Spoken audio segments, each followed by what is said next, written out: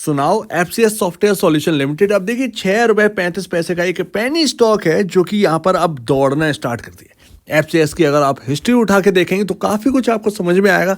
इसके साथ साथ एक आईटी स्टॉक है। क्या ये एक पेनी स्टॉक है यहाँ पर 2 गुना या 3 गुना होगा? क्योंकि अगर आप देखें लिस्टिंग के बाद से लेकर अभी तक इसने अपना ऑल टाइम हाई इस स्टॉक ने निकाला ही नहीं है। तो जैसा कि मैंने कहा ऑल टाइम हाई, तो इस स्टॉक का जो ऑल टाइम हाई है वो 14 रुपए 50 पैसे का अराउंड है, जो कि आपको 2005 में लगता हुआ दिखाई दिया। 2005 के बाद इस स्टॉक ने टच ही नहीं किया उस हाई को। और अब देखिए कितने साल बीत गए, ये स्टॉक एक पेनी स्टॉक भी बन गया था और भी ज़्यादा। ये आपको 6 रुपए का दिख रहा है, 0.40 पैसे का कभी रहता था ये स्टॉक। तो अभी ना इस स्टॉक के अंदर एक रिकवरी बनना स्टार्ट हुई 2021 में, 2022 में इस स्टॉक ने अपने जो प्रीवियस हाइज है उनको टच किया था। कुछ साल पहले जो हाइज लगाए थे उनको टच किया था, लेकिन उसके बाद फिर से गिरावट आ गई, प्रॉफिट बुकिंग हो गई। लेकिन इस बार यहाँ पर कोशिश कर रहा है और लग रहा है कि ये स्टॉक अभी यहाँ पर 8 रुपए 8.5 तक जाने की कोशिश कर सकता है।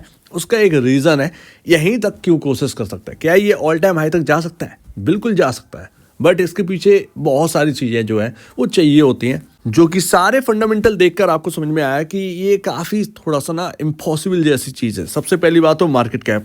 आपको प्राइस वाइज ये मार्केट कैप पेनी स्टॉक लग रहा होगा, बट ये प्राइस वाइज आपको पेनी स्टॉक दिख रहा है, बट मार्केट कैप के लिहाज से मार्केट कैप 1092.40 करोड़ का पहुंच गई।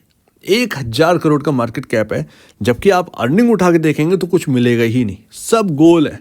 यस, यहाँ पर क्या है, आपको प्राइस वाइज देखने को मिल रहा है, बट मार्केट कैप के लिहाज से ये एक स्मॉल कैप के अंदर 1000 करोड़ की कंपनी बन चुकी है।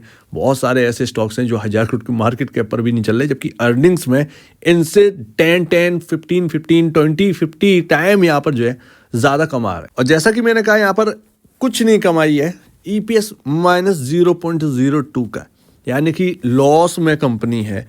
यस, पिछले क्वार्टर में यहाँ पर Q3 की बात नहीं कर रहा हूँ, Q2 की बात कर रहा हूँ। Q2 में इनको एक एक्सेप्शनल लॉस लगा था 5 करोड़ रुपए का, जो कि कई क्वार्टर मिला दें तब भी इतनी बड़ी अर्निंग नहीं कर पा रही थी कंपनी। उसकी वजह से यहाँ पर आपको EPS जो है वो नेगेटिव देखने को मिल रहा है। पी रेशो आप समझ जाइए कि जब EPS नेगेटिव है तो इसका जो पी रेशो वो कितना हाई होगा। सिंपल सी बात है, इंडस्ट्री से कहीं 2 गुना या 3 गुना तो यहाँ पर होना ही चाहिए इसका पी रेशियो। बुक वैल्यू पर शेयर यहाँ पर 0.96 है, जबकि यहाँ पर प्राइस टू बुक वैल्यू देखेंगे 6.5 गुना यहाँ पर जो है प्राइस चल रहा है अपने बुक वैल्यू से ऊपर। और अब आपको धीरे धीरे समझ में आ, ये एनुअल अर्निंग है। यहाँ पर आप इसकी अर्निंग्स देखिए, ये चार्ट है आपके सामने, 10 साल का चार्ट है, 10 साल का चार्ट है। ये बिल्कुल फ्लैट आपको अर्निंग दिख रही होगी। 10 साल से इसकी कमाई ना 40 करोड़ के आगे बढ़ी ही नहीं है। 10 साल पूरे साल की कमाई है, इसने कुछ नहीं करके दिखाया, इस कंपनी ने कुछ नहीं किया। हर क्वार्टर में आपको 8-9 करोड़ का ही यहाँ पर जो है नेट सेल्स देखने को मिलती है, कोई बढ़ोतरी नहीं है। सालों हो गए इस कंपनी को आए मार्केट में, तो ये लिस्ट होगी 2005 में, समझिए इससे पहले कितने टाइम पहले यहाँ पर कंपनी खुली होगी। कोई तरक्की नहीं, कंपनी सिर्फ लिस्टेड है, प्राइस चल रहा है, बट अर्निंग्स में कोई भी रिफ्लेक्शन हमें देखने को नहीं मिल रहा है। 37 ये आपके सामने कुछ 4 साल का आपका है।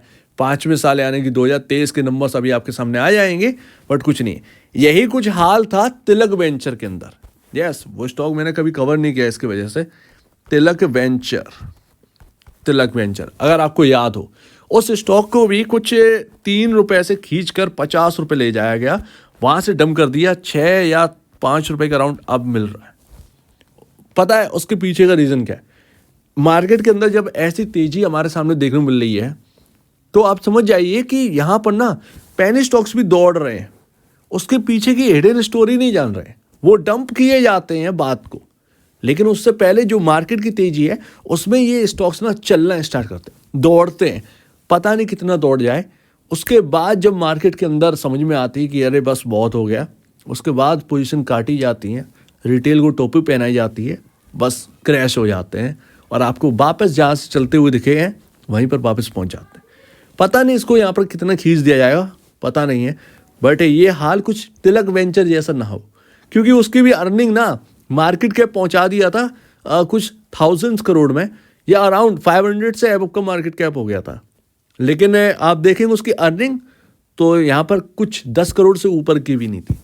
तो ये तिलक वेंचर का हाल था। तो कुछ ऐसा ही एफसीएस सॉफ्टवेयर का हाल है। फंडामेंटल ड्राइवन तो कुछ है ही नहीं इसके अंदर।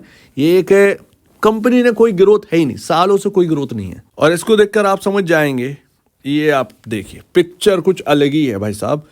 लॉस मेकिंग कंपनी है, कोई ग्रोथ नहीं है, कंपनी क्या करेगी आगे, कोई विजन नहीं है क्या इनको करना है। अब तक तो कुछ कर नहीं पाए, आगे कुछ कर सकते हैं। कौन है इनका सीईओ, क्या वो कुछ करने की कोशिश कर रहे हैं। बहुत पहले जब मैंने आपके सामने बात करी थी कुछ 3 रुपए, 3.5 रुपए, 4 रुपए के अराउंड, तो मैंने आपसे कहा था कि अगर इनकी पोजीशन पर कोई बैठेगा यानी सीईओ, मैनेजमेंट चाहे तो कर सकता है। इतने साल आपने क्या किया कंपनी का, कोई ग्रोथ ही नहीं ला पाए और कंपनियां कहाँ से कहाँ पहुंच गई, ये बहुत बड़ी बात है। 10 साल से ज़्यादा हो चुका है, 10 साल से, यानी कि लमसम आपका ये समझिए 23 साल हो चुके हैं। 22-23 साल से आपने कुछ नहीं किया, कुछ भी नहीं हुआ है इस कंपनी के अंदर। सो दैट यही सबसे इंपॉर्टेंट बात है समझना। आंख मीच कर सारी चीज़ें मत देखिए। तेजी हो रही है स्टॉक के अंदर, वो एक अलग बात है, खींचे जा रहे हैं, लेकिन लॉन्ग टर्म के पर्पज से तो बिल्कुल भी यहाँ पर नहीं लगता। तो मेरे ख्याल से आप वेट करिए। मैंने आपसे कहा था क्वार्टरली नंबर देखिए, थोड़ा सा महंगा मिल जाए कोई दिक्कत की नहीं, लेकिन अगर ये कुछ कर रहे हैं, कंपनी के अंदर टर्न अराउंड आ रहा है, 10 साल का आपने सब कुछ देख लिया इस कंपनी का, अभी आपके सामने रखा, आप समझ सकते हैं क्या हालत चल रही है। यहाँ पर अगर नंबर्स चेंज होना स्टार्ट करते हैं, कंपनी रिवाइवल करती है, तब इधर की तरफ देखिएगा। अदरवाइज देखने की जरूरत नहीं है।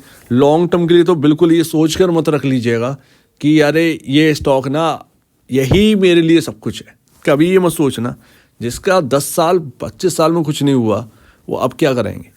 सो दैट ये इंपॉर्टेंट बात है। ट्रैक करो, कोई दिक्कत की बात नहीं है, ट्रैक करने में कोई हर्ज नहीं है। जब कुछ बदलाव आ रहे हो, कुछ ऐसी अनाउंसमेंट हो जो कि यहाँ पर ये कर सकें, तब यहाँ पर स्टॉक देखिएगा। भले ही आपको 7-8 रुपये मिल जाए, कोई प्रॉब्लम नहीं है, 1 रुपये महंगा सही, लेकिन टर्न अराउंड वाला तो मिले कि कंपनी के अंदर कुछ तो हो रहा है जिसकी वजह से मैं ये स्टॉक होल्ड कर रहा हूँ। तो वही बात है, अर्निंग है नहीं, मार्केट कैप 1000 करोड़ का पहुंच चुका है। क्या लगता है यहाँ पर थोड़ा सा बचने की कोशिश करें, ज़्यादा बेहतर है। चलवाए जाते हैं कुछ ऐसे स्टॉक्स हैं। लास्ट 5 रुपये एक इम्पॉर्टेंट लेवल है।